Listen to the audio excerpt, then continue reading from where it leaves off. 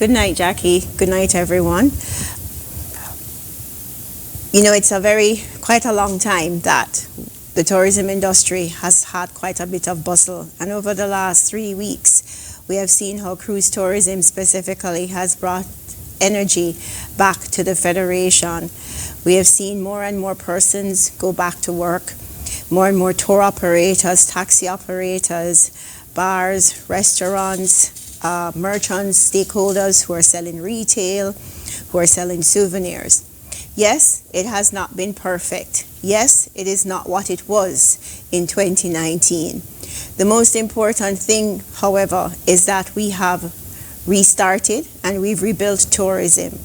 We started off much stronger on November 1st when we had the first week of November, Tourism Month, when we had 3 calls that specific week. Remember in July 23rd when we just had Seabourn Odyssey that was anchoring in South Friars. Last week, it was a tremendous achievement for St. Kitts and the Federation when the Oasis class vessel Allure of the Seas returned to St. Kitts. Tomorrow, we will have Harmony of the Seas, the 3rd newest ship for the Oasis class. Many probably don't remember, it was about 4 years ago that we had the inaugural. But the vessel is back and it's returning to St. Kitts tomorrow. These are achievements for the Federation and we should be quite proud.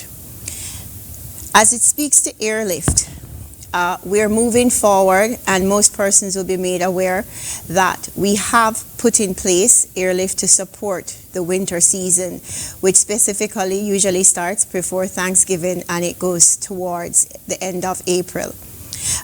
We have our airlines such as American Airlines with its daily flight and in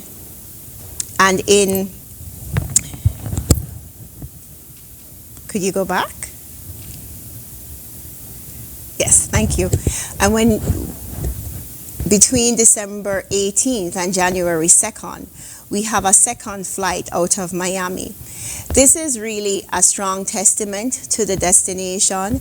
I know it was very hard for us when we only had Wednesday and Saturday and Sunday flights. However, we were able to generate demand and we were able to ensure that our forward bookings showed strength. We have Air Canada returning on December 19th. We had Delta that returned this Saturday from Atlanta. Of course, we have our regional carrier Leah that continues to provide service to connect us to the region. British Airways resumed in October.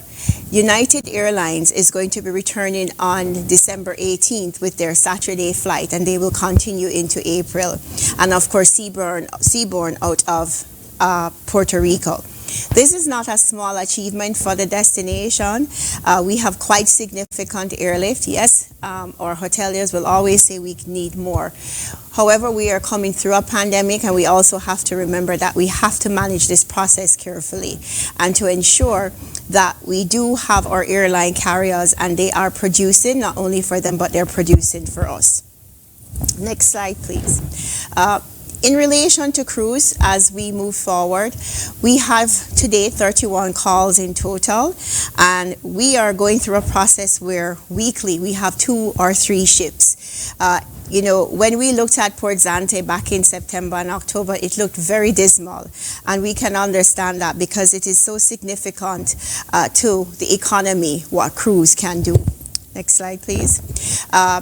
We know that we've had a few struggles with our independent operators, our taxi operators. The situation in relation to cruise returning has not necessarily been what they're accustomed to, and we can understand that. It's been very frustrating because for many of them, they have not worked for over 19 months.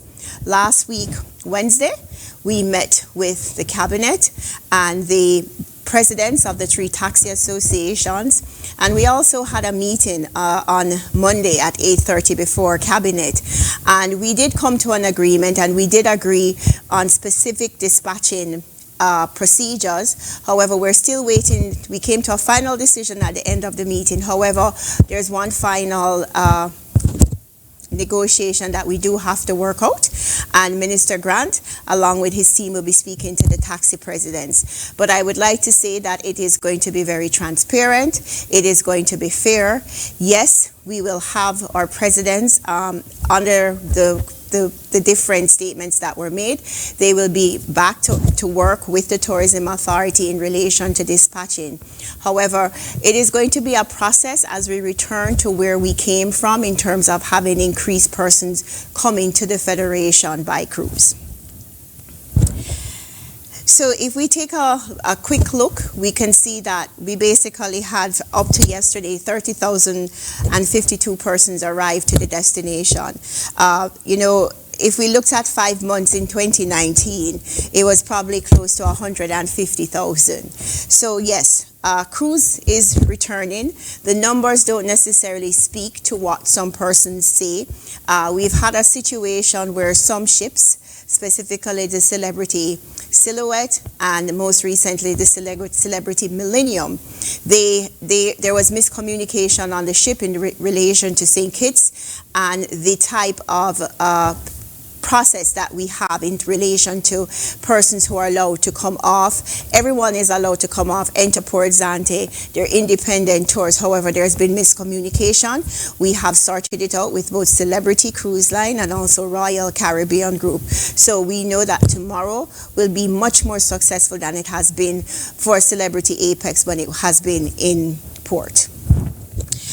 We've had four inaugural calls by no small achievement. It is not easy to get a new ship, to make its inaugural sail. And St. Kitts on the 25th of October, we started with the Orion, Viking Orion. Then we had the Celebrity Apex. And the Celebrity Apex is the edge class specifically for the Celebrity brand. It's the highest vessel, and it's quite a vessel. Aida Perla was here last week, and just today we had the Enchanted Princess. It's not a small achievement for us to be doing this. There are many destinations that are known for getting million visitors, cruise visitors every year, and they're still awaiting to have an inaugural call. And so we need to be quite proud of our achievements and what St. Kitts and Nevis is achieving. As I said, the Harmony of the Seas will be here tomorrow. It is an Oasis class ship. If anyone has ever been on an Oasis class ship, you will understand that it's the ultra mega ship. It has all of the amenities that many ships have. And 4,000 persons will be coming on this vessel tomorrow, in addition to around 1,800 with the Celebrity Apex. It will be a very busy day tomorrow, and we're really asking all of our stakeholders, even if you are not in the travel approved bubble vaccinated site, to really work with us to ensure that everyone adheres to our rules and our protocols. We are asking all our taxi and tour operators to ensure that we stick to the protocols. This is very important because every time St. Kitts has a success of a vessel call and we don't have an outbreak related to cruise or an increase in cases because of cruise, it is a success for the destination, and it is a success for all of us in the Federation. So as we look forward to December, it's going to be a very tiring month for the team at the St. Kitts Tourism Authority. We only have 3 days with no ships. It's kind of what we've been used to in previous years. There's a 6 cruise ship day, but I'd like everyone not to panic when we say 6 cruise ships. We have a pier. We have 2 piers at Port Zante that can take 4 ships, and there are also 2 ships that usually tender. They're quite small. They're more like yachts, and they will tender in the marina. I want to remind everyone that there was a day, I believe in 2016, that we had 7 ships, and we really had big ships in the destination. So yes, we're in COVID, but I believe all of us are a team, and we're achieving great things for the destination. It's very important that we understand that this process has not been easy. It has been very difficult along the way. We've gotten this far, and it's been to the success of everyone in the Federation. So quickly, I would just like you to see what December looks like. Quite a lot of ships from the 1st.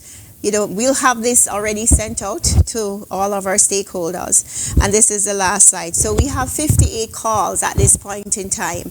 And we do have an inaugural on the 22nd, Sky Princess, another Princess Cruise Line fleet, vessel. And so, it's not by a small achievement that we're making this work. For every successful call that we have, more ships will come. We are working with our hoteliers in all of our source markets. We have promotions in the United States and in Canada and in the UK. And we're looking towards a very promising January to March, first Q1. Just because we started off a little late in terms of our 24-hour quarantine, but we are very competitive in the market for the very early winter season. And so at this time, I would just like to say thank you to everyone who has made this possible for us to rebuild tourism. Thank you. And thank you so much, Ms. Brown. We'll now hear from Superintendent